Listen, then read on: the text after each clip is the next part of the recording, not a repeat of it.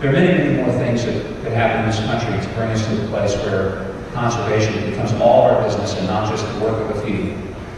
And I do understand that there's going to be an enormous level of discussion and sometimes sharp disagreement. But what I would suggest is that the one thing that all of us have a responsibility to do is to recognize that climate change is here, it's real.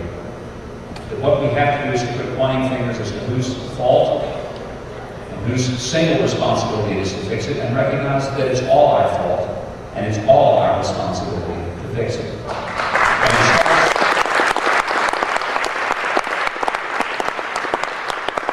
I also support cap and trade of carbon emissions.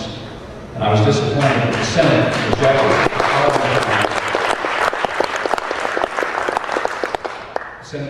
the carbon counter system to measure the sources of emissions, because that would have been the first and most important step toward implementing true cap and trade.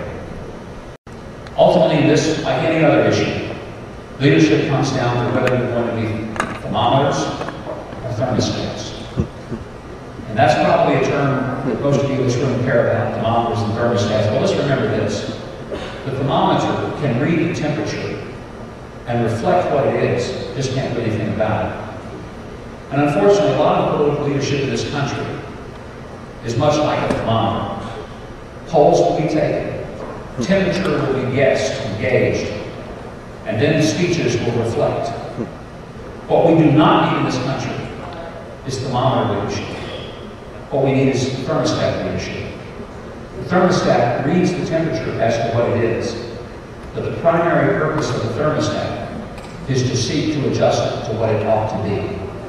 And I would suggest that, regardless of your politics, that you insist that people commit to being more than thermometers, and they commit to being thermostats, to help adjust not just the climate of the earth, but the direction of this country, not accepting what it is, but leading it to what it ought to be. Thank you very much.